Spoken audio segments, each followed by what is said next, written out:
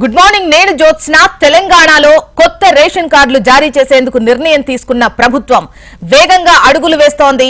ఇప్పటికే అందుకు సంబంధించిన విధి విధానాల కోసం కేబినెట్ సబ్ కమిటీ ఏర్పాటు చేయగా సబ్ కమిటీ ఇవాళ మధ్యాహ్నం భేటీ అవబోతోంది.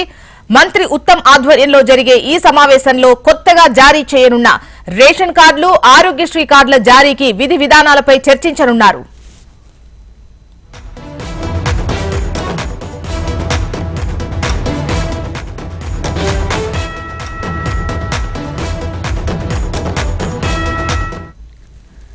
రైట్. తెలంగాణలో కొత్త రేషన్ కార్డుల జారీ చేసేందుకు నిర్ణయం తీసుకున్నటువంటి ప్రభుత్వం అందుకు అనుగుణంగా అడుగులు వేస్తోంది. ఇప్పటికే అందుకు సంబంధించినటువంటి విధి విధానాల కోసం ఒక కేబినెట్ సబ్ కమిటీ ఏర్పాటు చేసిన విషయం మనకు తెలిసిందే. అయితే ఇవాళ ఈ సబ్ కమిటీ భేటీ అవ్వబోతోంది. మంత్రి ఉత్తమ్ ఆధ్వర్యంలో జరిగే ఈ సమావేశంలో ఈ కొత్తగా జారీ చేయబోయేటువంటి రేషన్ కార్డులు, అదేవిధంగా ఆరోగ్యశ్రీ కార్డుల జారీకి విధి విధానాలపై చర్చ జరగబోతున్నట్లు సమాచారం. పూర్తి వివరాలు మనకు ప్రవీణ్ అందిస్తారు.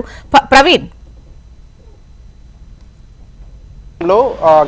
క్యాబినెట్ సబ్ కమిటీ కూడా భేటీ కాబోతుంది. క్యాబినెట్ సబ్ కమిటీ భేటీలో కూడా తెలంగాణకు సంబంధించిన మాత్రం తెలంగాణ రాష్ట్రం ఏర్పడిన తర్వాత మాత్రం రేషన్ కార్డులు ఇవ్వలేదు గత ప్రభుత్వం అనే దాని పేరు కూడా ఇప్పటివరకే ప్రస్తుత ప్రభుత్వం కాంగ్రెస్ ప్రభుత్వం కూడా ఆరోపణలు కూడా చేస్తుంది. అందులో భాగంగానే ఇప్పటివరకే క్యాబినెట్ లో మాత్రం కొత్త రేషన్ కార్డులు ఇవ్వాలని చెప్పేసి కూడా ఒక నిర్ణయం తీసుకుంది. నిర్ణయం తీసుకున్న తర్వాత ఇప్పటివరకు ఒక క్యాబినెట్ సబ్ కమిటీని కూడా ఏర్పాటు చేసింది. దీనికి పౌర సరఫరాల శాఖ మంత్రి ఉత్తమ్ కుమార్ రెడ్డి అధ్యక్షతన కూడా క్యాబినెట్ సబ్ కమిటీ సమావేశం కూడా జరగబోతుంది. కొత్తగా ఆ రేషన్ కార్డులకు సంబంధించి ఎవరైతే అప్లై చేసుకున్నారో అప్లై చేసుకున్న వారు అర్హులా కాదనే దానిపైన కూడా కొన్ని విధి విధానాలు రూపొందించిన తర్వాత మాత్రం ఎంతమంది రేషన్ కార్డులు అర్హులు ఉంటారన్న దానిపై కూడా రాష్ట్ర ప్రభుత్వం ఒక నిర్ణయం తీసుకున్న తర్వాత కొత్త రేషన్ కార్డులు కూడా జారీ చేసే అవకాశాలు కనిపిస్తున్నాయి. దీంతో పాటుగా ఆరోగ్యశ్రీకి సంబంధించి ఎక్కడైతే ప్రభుత్వ హాస్పిటల్లో కావచ్చు ఇతర హాస్పిటల్లో కూడా ట్రీట్మెంట్ చేయించుకోవాలంటే కూడా 10 లక్షల వరకు కూడా ఆ ట్రీట్మెంట్ ను రాష్ట్ర ప్రభుత్వం భరిస్తుంది అని చెప్పేసి కూడా రాష్ట్ర ప్రభుత్వం ఇప్పటివరకు ఒక నిర్ణయం అయితే తీసుకుంది. దీనికి సంబంధించి ఇప్పటివరకు ఒక ప్రకటన చేసింది.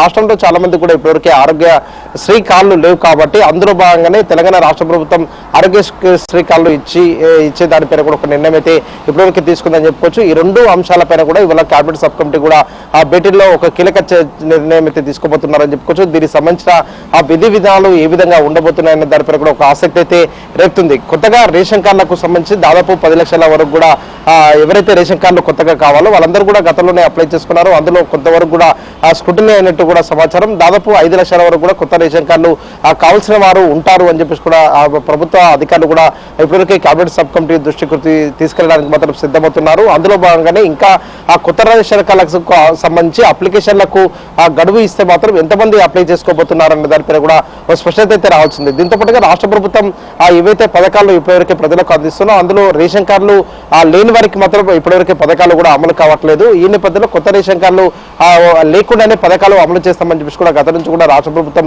చెప్తున్న నేపథ్యంలో మాత్రం ఇవాళ రేషన్ కార్డుల పైన అదేవిధంగా ఆరోగ్యశ్రీ పైన కూడా క్యాబినెట్ సబ్ కమిటీ సమావేశమైన తర్వాత మాత్రం విధి విధానాలు ఏ విధంగా రూపొందించబోతున్నారు, ఏ విధంగా కూడా ఒక నిర్ణయం అయితే తీసుకోబోతుంది అనే దానిపైన కూడా వివిధ పథకాలకు సంబంధించి రేషన్ కార్డు మస్ట్ ఉండడంతో ఈవెన్ ఆరోగ్యశ్రీ కావాలన్నా కూడా రేషన్ కార్డు కావాలి. అయితే ఇప్పుడు ఆరోగ్యశ్రీ కార్డులు సపరేట్ గా అదేవిధంగా రేషన్ కార్డులు అంటే వాటికి వీటికి సంబంధం లేకుండా ఇవ్వాలని ఒక నిర్ణయం అయితే తీసుకున్నారు. సో దానివల్ల అంటే ఆరోగ్యశ్రీ కావాలనుకునే వాళ్ళు కేవలం దాని ఒక్కదాని కోసం రేషన్ కార్డు కావాల్సినటువంటి అవసరం ఏముండదు. సో దీనికి సంబంధించి ఎటువంటి మార్గదర్శకాలు ఉండేటువంటి అవకాశం ఉంది. గతంలో ఉన్నటువంటి ధరలు కావచ్చు ఇప్పుడు ఉన్నటువంటి ధరలు చాలా వ్యత్యాసం ఉంటుంది. అప్పట్లో జారీ చేయాలంటే అప్పుడున్నటువంటి పరిస్థితులకు వాళ్ళ ఎకనామిక్ కండిషన్ ఏ విధంగా ఉంది, ఆర్థిక స్థితిగతులు అనేవి ఇప్పుడు వాటిని ఆ స్కేల్ పెంచేటువంటి ఆ స్లాబ్ పెంచేటువంటి అవకాశాలు ఏ మేరకు ఉన్నాయి, ఎంతవరకు క్రాస్ లైన్ పెట్టేటువంటి ఛాన్సెస్ ఉన్నాయి, లిమిట్స్ పెట్టే ఛాన్స్ ఉన్నాయి? ఎస్, మీరు అన్నట్టుగా ఇప్పటివరకే తహసీల్దార్ కార్యాలయంకి వెళ్ళి అక్కడ ఇన్కమ్ సర్టిఫికేట్ తీసుకుంటే కూడా 2 లక్షల లోపు ఎవరికైతే ఇన్కమ్ ఉంటుందో వారికి మాత్రమే ప్రభుత్వానికి సంబంధించినంత కావచ్చు అదేవిధంగా ఆ విద్యకు సంబంధించినందుకు ఉన్నత చదువులు చదవడానికి మాత్రం వాళ్ళ స్కాలర్షిప్ కూడా ఇప్పటివరకు వస్తుంది.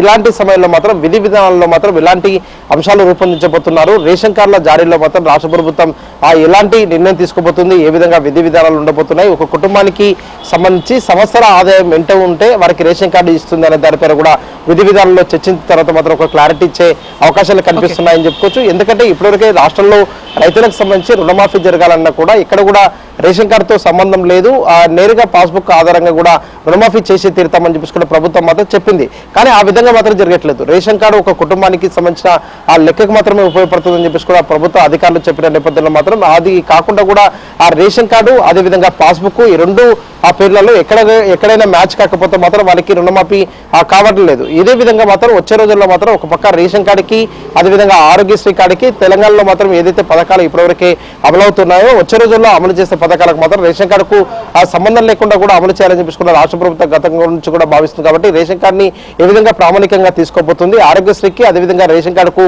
లింకు లేకుండా కూడా ప్రభుత్వం ఏ విధంగా విధి విధానాలు కూడా ఖరారు చేయబోతుంది అనే దానిపైన మాత్రం స్పష్టత అయితే రావాల్సి ఉందని చెప్పుకోవచ్చు. ఎందుకంటే చాలా మంది ఆ రేషన్ కార్డులు ఉన్నవారికి అంటే ఫుడ్ సెక్యూరిటీ కార్డు ఉన్నవారు మాత్రం ఇప్పటివరకే హాస్పిటల్లో ట్రీట్మెంట్ చేసుకుంటున్నారు. వచ్చే రోజుల్లో మాత్రం ఓన్లీ ఆరోగ్యశ్రీ కార్డు ఉంటే మాత్రమే ట్రీట్మెంట్ చేసుకునే విధంగా కూడా రాష్ట్ర ప్రభుత్వం ఒక నిర్ణయం అయితే తీసుకోబోతుంది. దీనికి సంబంధించి విధి విధానాలు ఏ విధంగా ఉండబోతున్నాయని దానిపైన మాత్రమే ఆసక్తి రేపుతుంది. కాబట్టి మధ్యాహ్నం తర్వాత ఒక క్లారిటీ వచ్చే అవకాశం కనిపిస్తుంది. చూసిన రైట్